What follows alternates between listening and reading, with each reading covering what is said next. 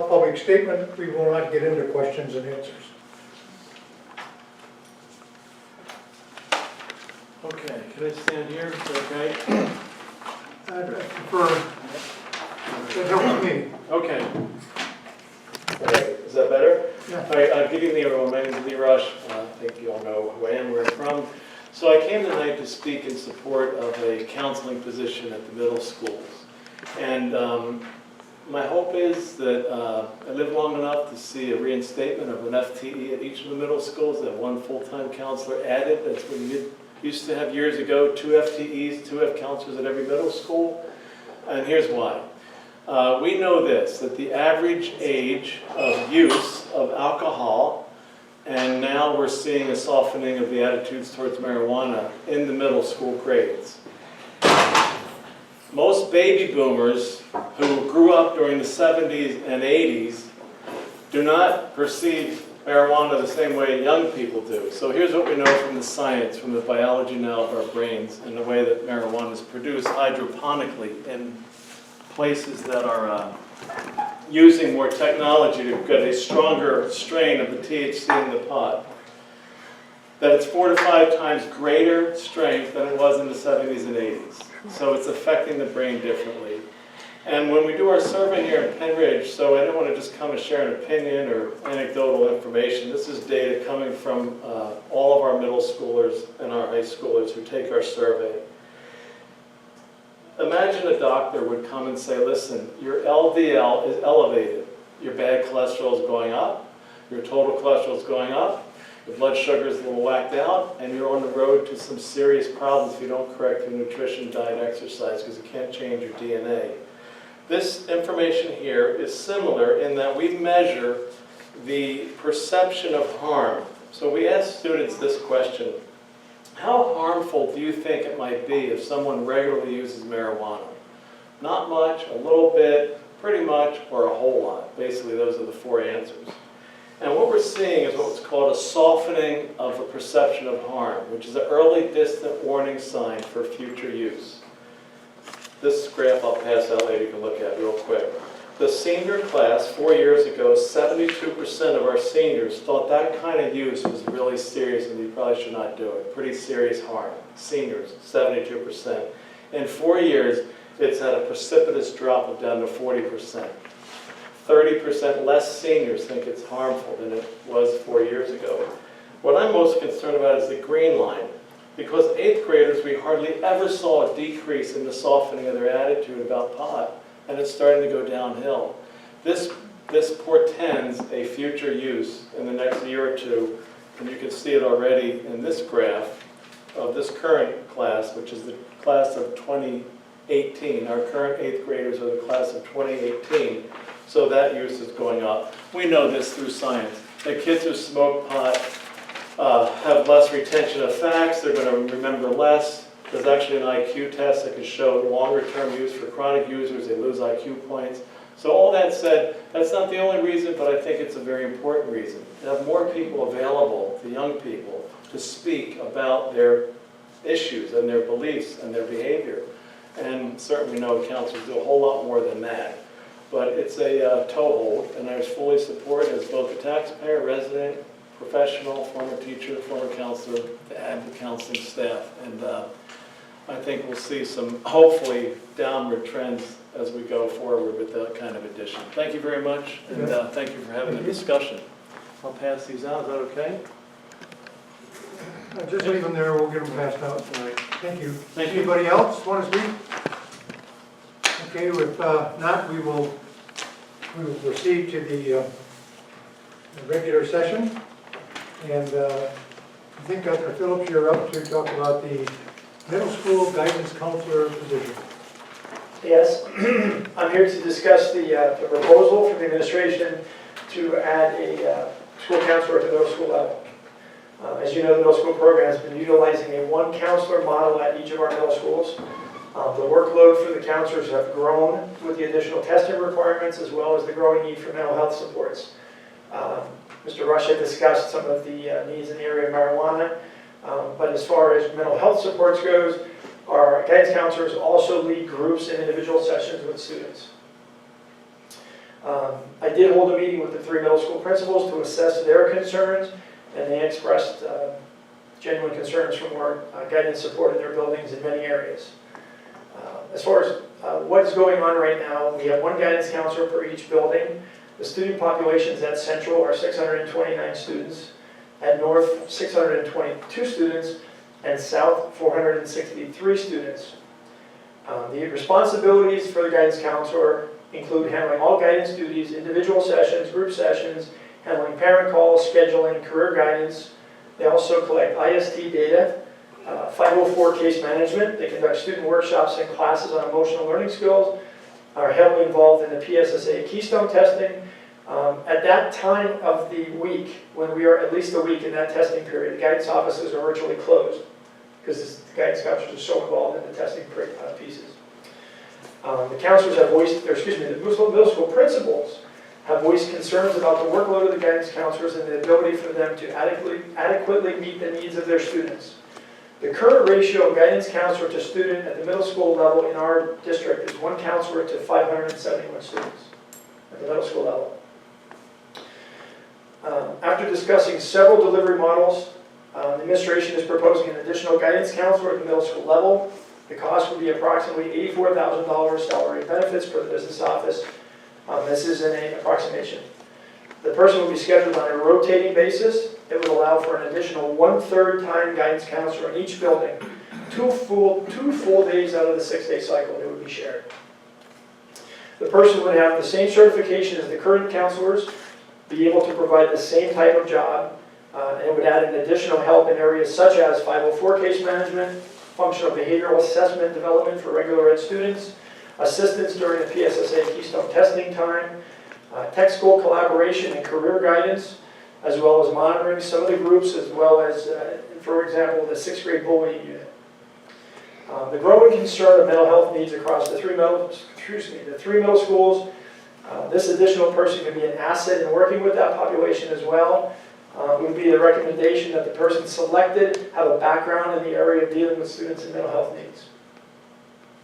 This proposal would also bring the middle schools closer to the student counselor ratio currently at the high school.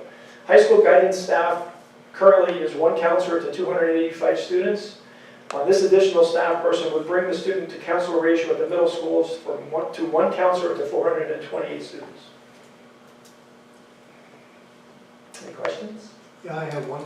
Yes, sir. Anybody else have a question? You said this would bring us into closer to the high school. My just general question is what are the ratios at the surrounding districts? Do you know? Yes, they are. We're actually in line with the surrounding districts at the high school level. We at the high school level, we are in that general vicinity. The middle school level, we are well above it. They're generally in the 300 range. Okay. So we're going to get closer to that. We would drop from 571 to 428. So a considerable drop. Anybody else? I think we're ready to support that at our next board meeting. So. Next one. Okay. Thank you. Thank you. I have a question for him before he leaves. Can you take a question? Sure. It's a little unusual, but that's okay. Sue? Are any of these... Please go to the podium. Oh, I'm sorry. Okay, I apologize for that. Let me get myself in focus. Sue Furlong, West Rock Hill Township. My question would be the mental health needs for the students. Are they being provided by any other government agency here in the county, in Pennridge, to where we're duplicating effort? There is no health agency as far as a county or federal or anything like that, no. We do contract with some peripheral services through Penn Foundation for, it's called a SAP program, and we also contract with an agency for help with more of the emotionally disturbed type students, but nothing in the mental health area. Now you mentioned how much for the cost? Approximately $84,000 salary and benefits. Okay, so what would the salary be? Sue, that's not an appropriate question at this time. You want to make a statement, make your statement, and otherwise sit down. All right, then I'm going to say that if you're telling me that that's salary and benefits, I think depending on, if it's a full-time position, I believe benefits run about 20 to 25 grand. So I would expect to take 25 away from that and be very close to the salary. And I'll be looking for that information. Thank you. Okay, we'll move on. Doctor, if you'd like to depart, get home and have dinner, but that's fine. Okay, yes. Thank you.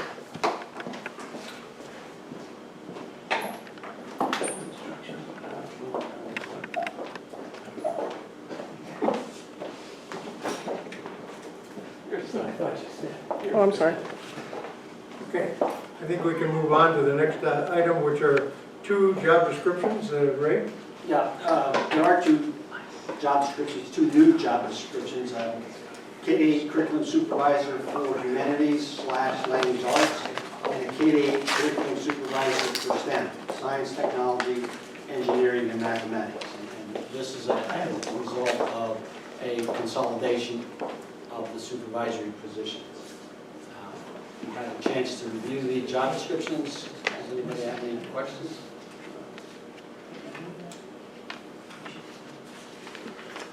If not, we'll move on to the next item. Job descriptions for the Director of Transportation and the Transportation Coordinator. Right? A quick question. Usually, these aren't new descriptions, are they? Yes. Oh, they are new, Yeah. okay. Yeah, we have no. Are we waiting for Kathy? Are you going to present those, or are you going to present them, right? The job descriptions? Yeah. I just presented them. No, we're talking about item number 3. Oh. Item number 3. We're done with number 2. Let's Okay, take- all right. Mrs. Miller, were you referring to the ones about STEM and humanities? Correct. They are new. Okay. Yes, that's correct, because we used to have a K-8 for reading language arts and a K-8 for social studies. Now it's K-8 humanities. Okay. And we used to have K-8 math, K-8 science, now it's K-8 STEM. Thank you for clarifying. Sure. Okay, the next 2 job descriptions, one is the Director of Transportation, that is a revision. We have added some requirements to that and reworded a few items on this job description. Why don't you be specific? Are there any questions? I see none, so we'll have a motion for our next meeting. And the next job description is actually a change of name, Transportation Coordinator to Assistant Director of Transportation, that more accurately reflects what it is and what is being done in transportation. The previous position was heavily just a router, and specifically for special education, where they were planning on using access funding. However, that particular the person that was hired for that position left a number of years ago, and the job has evolved into what is actually on this piece of paper. So we believe it's time to put into words what actually is happening in that department. So we currently have 2 positions. This is just a renaming of one position and adding some language to the other. Now, with this change on the assistant, is that, with the change in title, is that a bump up in grade, like salary? I wasn't thinking that would change. Okay. Anybody else? Thank you, Kathy. I think we can, if there's no objection, we'll move on to the next item, which is the personnel report discussion. Ray, you're going to go through that. Yep. In your package, you have an example of a Ben Salem personnel, basically the personnel report. We are wondering, it would save HR a lot of time and effort. You know the one that we present now, which is all hand-entered and stretches this long. What we're wondering is, can we present the superintendent's personnel report in this type of a format, which would be an Excel sheet. It's very easy to enter this information and would save a lot of time and effort for the HR department. Your thoughts? Yikes. I just have another quick question. In your report, it shows who's replacing whom. That doesn't show this? No. So there's information deleted when we're going from Yeah. one to this. And that's why I need your input. We could certainly modify this. I'm more interested in this type of a format. Maybe just add another column. I have no problem with that. So But then right now, you know, we that's- put yeah. where they graduated from and a lot of stuff that, it's nice to know, but I don't know if you as a board need to know that somebody graduated from I think this Westchester. is more friendly, this is friendlier, but I'd like to see who's, if they're being replaced or if it's a new hire. Okay. Or a new, you know. If everybody's okay with that, we'll add another column and I'll, It always turns that, that's right. Yes. Yeah. We'll do it. Okay. Bigger ones. Oh, So yeah, is it somebody- make it smaller workplaces. Is it something that could be modified if somebody else brings up a different point? Sure. It's, in Excel, it's easy enough to add a column, remove a column. right, what we'd like to do is we'd like to sort of pilot it at one of the board meetings coming up, upcoming board meetings, and you could look at it and say, it may bring to mind to somebody, hey, you know what, we probably should have this on it too, or, you know what, we don't need that. How about, you might want to take that back off. So it's basically an ongoing trial. We'll modify it as we see fit. But this format is much easier. To input it. Yes, to input the data. It takes, right now, about a day and a half for a secretary to develop that superintendent's personnel report in the format we have. This way they can just put the data in. Anything that can facilitate the movement toward a paperless environment is definitely a step. This will be a, yeah. There you Right, go, yes. Kathy. I was gonna say, right, will this go in line with the electronic part that we're Yes, attempting, going to attempt to Yes. put together so that everything will be pulled? exactly. Okay. That's why it's in the thing, in the works, so to speak, but we can modify and change as we need. Are there any other questions? If not, this session is over, except if somebody would like to, the audience, okay? I have a question. I'm going to remind you one more time that this is a time for you to make a statement. We will not be answering questions. It is not a question and answer period. I thought I could ask anything at this point. I have a question about the job description for the curriculum supervisor for STEM. It says Pennsylvania Certificate for Supervisor of Curriculum and Instruction or Supervisor Certificate for Science and Mathematics. Where's the technology and engineering coming? That's my Dr. question. Radigan, you want to talk to that or not? You do not have to answer.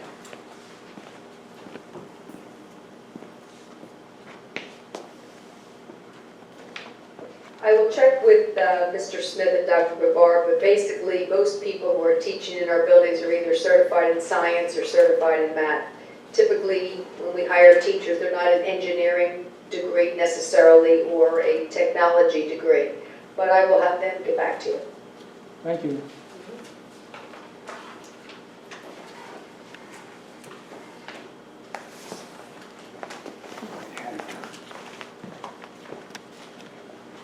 I just wanted to thank the board for your, obviously, you made a decision, it sounds like, about the counselors, so that's wonderful. A third of a person is a third of a person, 2/3 is better, 3/3 is one whole. So everybody knows math. My last comment is just more of a general comment about citizen engagement. One of the things I really like reading about is how communities do engage with citizens and have discourse.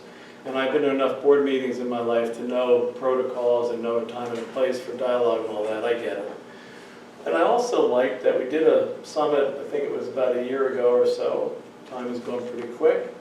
So I just want to encourage this board to continue to think about ways to have places for dialogue and communication, relationship building with citizens and stakeholders, parents, board members, where there's opportunities for a lot of free-flowing conversation, questions, dialogue. I think that's always really healthy. So I don't know what shape we're form that could take, but I hope that we don't just have that as a distant memory this summer. And one last comment is, I asked Joe Ferry a couple of years ago about, years ago we used to have a studio here, and a television studio that would allow citizens to view meetings. And I, for the life of me, can't quite get my head wrapped around why it's so challenging here in Pennridge when I watch other cable stations around the southeastern PA. I'm sure there's an answer, and it's surmountable. Quakertown has a group of students that does a tremendous lot of videotaping, and on channel 34 of Verizon you can flip on there and it's pretty much fully programmed about ways that the community can learn about what's going on in the schools. So that's maybe just a future discussion point about how to get that cable operating and have more people involved and knowing what's going on, and that I think will help the communication. Thank you. Yeah, that's kind of interesting because some of our policies still talk about having recordings and using some of the media to show those, but they're like most board meetings, fairly boring. Kathy? I was going to say, Mr. Rush, I can respond to that. As you know, we're going through the comprehensive plan, and communications actually is the one goal that I happen to co-chair with Mr. Ferry. And actually, that is one of the things that we are working on. We do need the assistance of all the municipalities. So Mr. Ferry and I will be working on that with municipalities to get them to sign off so that we can have access to the public access channel for the school district. So that's definitely on our list of things to do as part of the communications goal. Thank you. Any other comments from the board members? Press? Ma'am? You go ahead.